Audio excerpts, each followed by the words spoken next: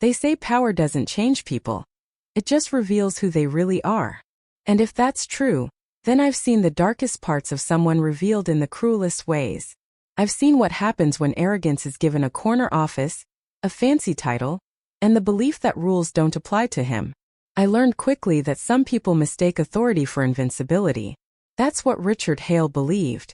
He thought his suit, his status, his connections made him untouchable. He thought he could crush anyone who stood in his way. And for a while he almost crushed me. Almost. But arrogance is like a glass tower. It looks tall, strong, and unreachable. But the higher you build it, the more fragile it becomes. And one day, all it takes is a single crack for everything to collapse. Richard didn't know it then, but every insult, every stolen idea, every moment he tried to bury me, he was building his own downfall. And I was watching. I was waiting. People like him don't believe in consequences. They think they can get away with anything. But the thing about abusing power is it always comes back around. Maybe not today. Maybe not tomorrow. But eventually it finds you. And when it did, when karma finally caught up with Richard Hale, it wore my face. I was no longer the girl he thought he could silence. I was the storm he never saw coming.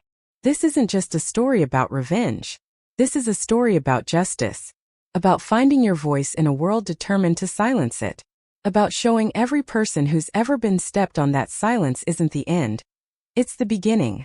Remember this. Arrogance makes you careless. And power abused long enough will always destroy itself. My name is Peyton.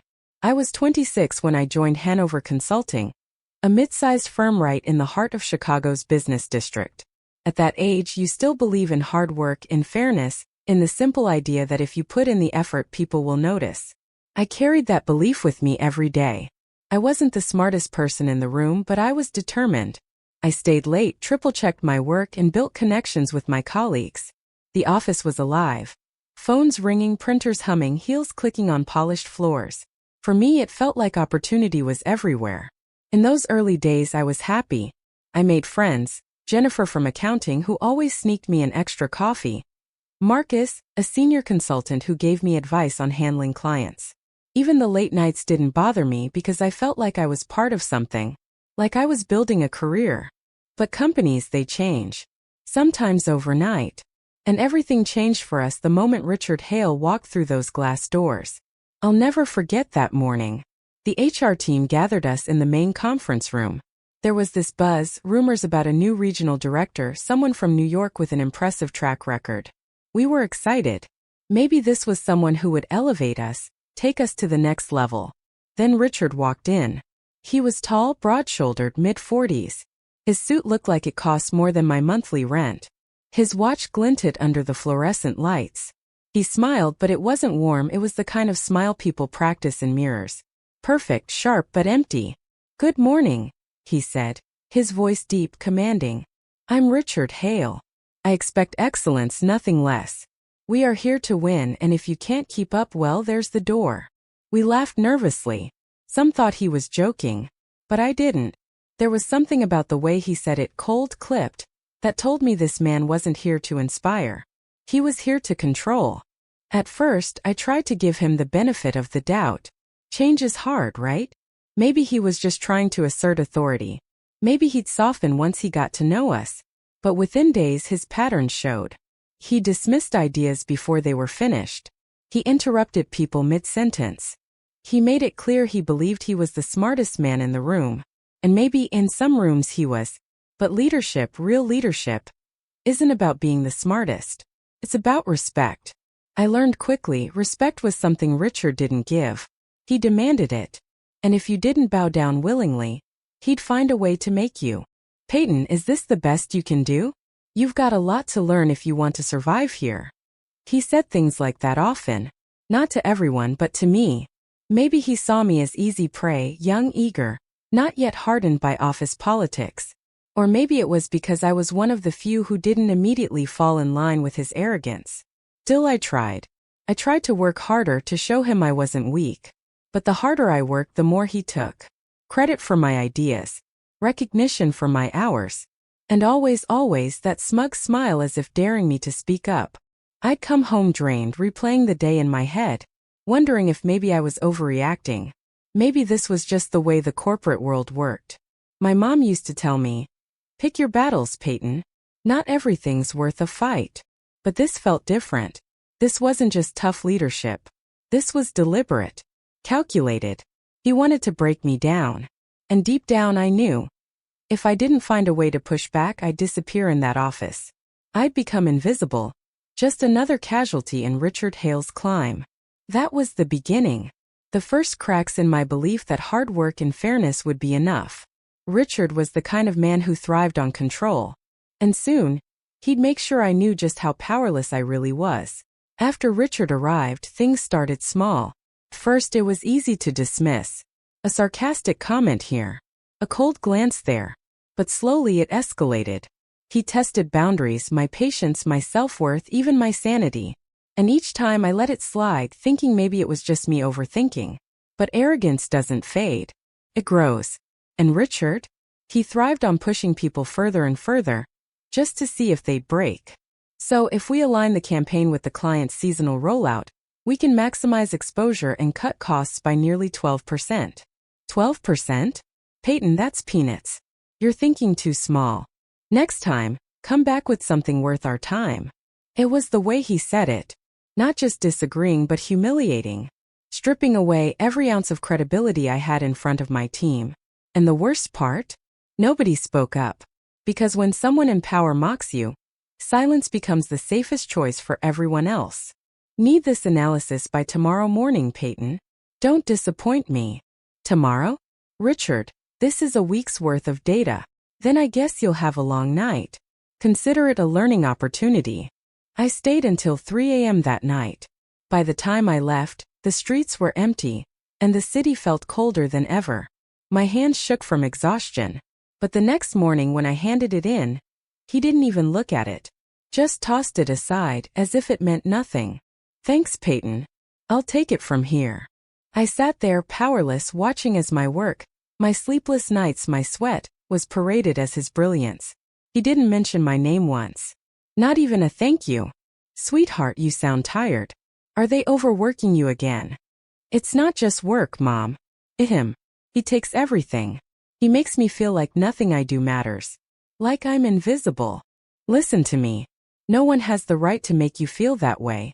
Not a boss, not anyone. You're stronger than you think, Peyton. Don't let him convince you otherwise. That night something shifted. I realized Richard wasn't just stealing credit. He was stealing my voice, my confidence, my very sense of self. And if I didn't fight back soon, he'd win. I didn't know it then, but that single piece of paper would become the crack in Richard's glass tower. The beginning of the end. You know, people often say, the higher they rise, the harder they fall. And I never really believed it, until I saw it unfold with my own eyes. By now, the tension in our office had reached a breaking point. Mark, our arrogant manager who thought he could bend every rule, humiliate every person, and abuse his power to boost his fragile ego, had gone too far. His reign of arrogance had stretched to its limits, and just like a rope pulled too tightly, it was about to snap. It all started with his latest stunt. Mark, in his usual smug tone, decided to publicly fire one of the most respected team members, Julia. Julia had been with the company for over 10 years. She was a quiet, diligent woman who never sought the spotlight but always delivered results. She was also like the heart of the department, helping new employees find their footing, quietly correcting mistakes, and often staying late to ensure projects didn't collapse. But Mark, he saw her as a threat. She wasn't impressed by his fake bravado, and she certainly wasn't afraid to challenge him when he tried to cut corners. So one morning in front of everyone, Mark announced, "Julia, your time here is over. You're not aligned with the company's vision anymore. You can collect your things." The silence that fell over the office was deafening. People looked at each other, stunned, angered, but terrified to say a word. And Julia? She simply stood there, her hands trembling slightly, before she looked Mark directly in the eyes. "You've made a mistake." Then she gathered her bag, and with a small nod to the rest of us, walked out. That moment, seeing Julia leave, was like watching the soul of the office get ripped out. But it was also the moment something shifted. Mark thought he had won. But in reality, He had just set the stage for his own downfall. For weeks, I had been collecting evidence. At first, it was just small things: his manipulative emails, the way he changed project numbers to make himself look good, the meetings he canceled at the last minute so no one else could shine. But after Julia's firing, I doubled down. I went through months of records, combed through financial reports, and even found old memos he thought he had deleted. It was all there.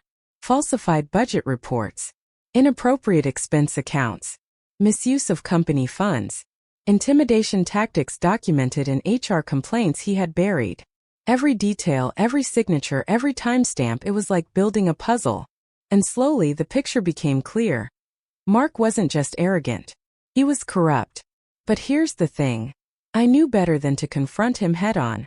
Men like Mark, they thrive on confrontation because they can twist it into insubordination. No, I had to be smarter. I had to let him bury himself, and then make sure the right people saw the grave he dug. It was during the quarterly review meeting, the big one where senior executives joined via video conference, and every manager had to present their department's performance. Mark strutted in like he owned the room. He had on his navy blue tailored suit, his hair slicked back with too much gel, and that fake politician smile plastered across his face. He loved these meetings. It was his chance to perform. Ladies and gentlemen, I'm proud to say that under my leadership, this department has exceeded expectations. Productivity is up 25%, budgets are lean, and morale is higher than ever. Morale. Higher than ever. I swear I almost choked when I heard that. People in the room shifted uncomfortably, but no one dared to contradict him. That was Mark's game. He banked on our silence. But this time things were different. When it was my turn to present the supporting numbers, I stood up slowly, carrying the thick binder I had prepared. My heart was racing, but my voice? It was steady. With all due respect, Mark, there seems to be a discrepancy. I clicked the remote, and the projector lit up the wall with a series of charts. The first slide showed the numbers Mark had just boasted about. The second slide, my slide, showed the real numbers. Productivity wasn't up 25%. It was down 12%. Budgets weren't lean. They were overspent by nearly $200,000. And morale? The employee satisfaction survey, which Mark had conveniently forgotten to submit, showed the lowest ratings in company history. Gasps filled the room. Peyton, what do you think you're doing? My job. Presenting accurate data. I didn't stop there. I flipped through page after page, emails, signed documents, screenshots. Each one revealed a piece of his scheme, his manipulation, his abuse of authority. The executives leaned in, whispering to each other. The head of finance frowned, taking notes. HR was already scribbling furiously. Mark's face turned from smug confidence to pale fury. He interrupted me, shouting, but the more he yelled, the more guilty he looked. The meeting ended with an emergency closed-door session. Mark wasn't invited, but I was. And for the first time, I sat across from the senior executives and laid everything out. The evidence spoke louder than any speech I could have given. Within 24 hours, Mark was placed on administrative leave. Within a week, he was gone. Fired. And not just fired. His reputation in the industry was shattered. The financial misconduct alone meant no reputable company would ever hire him again. But here's the twist that made it even sweeter. Remember Julia, the woman he humiliated? The one he fired. The company reached out to her. Not only did they offer her position back, they promoted her. She became the new department head. And guess who her first hire was? She looked at me, smiled, and said, Peyton, how would you feel about becoming my right hand? I can't even describe the satisfaction of that moment. It wasn't just revenge, it was justice. The arrogance, the abuse of power, the humiliation we had all endured. It finally came full circle. That was the day I realized something important. Sometimes standing up to an abuser isn't about yelling the loudest or fighting back in the moment. Sometimes it's about patience, strategy, and letting the truth do the work. And when the truth finally caught up with Mark, it was louder than any of his shouting ever could be. When the storm finally passed, the silence that followed was strange. For weeks we had lived under Mark's shadow. His arrogance, his manipulation, his constant abuse of power. He had filled every corner of the office with his presence. And now, he was gone. But his absence wasn't just the removal of a person. It was like the removal of a toxin. The air felt lighter. People spoke more freely. The fear that once tied us down began to loosen, thread by thread. On the Monday after Mark's official termination, walking into the office felt surreal. The walls were the same. The desks were the same. The smell of burnt coffee in the break room was the same. But the energy, completely different. For the first time in a long while, people were smiling. Really smiling. Conversations weren't hushed anymore. Jokes floated through the air. Even the little things, like someone bringing in donuts without worrying Mark would criticize it as unprofessional, felt like a celebration. It was as if the soul that had been crushed under his boot was slowly stretching its wings again. And when Julia walked back through those doors, promoted and respected, the applause that erupted wasn't just for her. It was for all of us. That day, Julia asked me into her new office.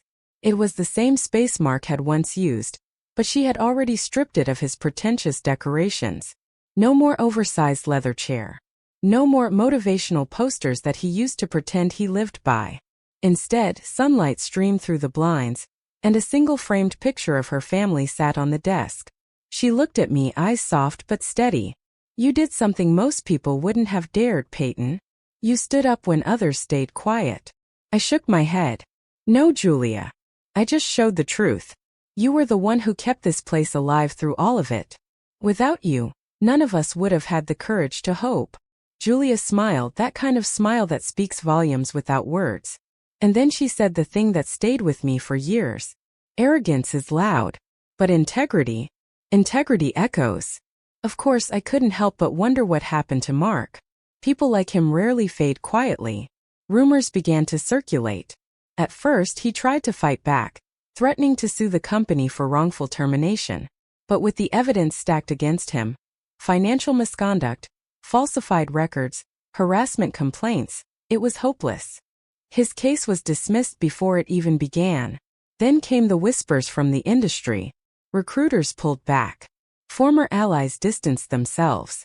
His name, once spoken with false admiration, became a cautionary tale. "Did you hear about Mark?" they'd say at conferences. "The guy who thought he was untouchable? Yeah. Look where that arrogance got him." I even heard from a friend that he tried applying for a mid-level manager position at a smaller firm. They turned him down instantly. His reputation was poison. And as much as I wanted to feel pity, I couldn't. Because the truth is, he had built his castle on intimidation. And when the walls crumbled, there was nothing left to stand on. Late one evening, sitting at my desk, I found myself reflecting on everything. I thought about the nights I had stayed awake, wondering if I was crazy for collecting evidence. I thought about the trembling in my voice the first time I spoke against him in a meeting.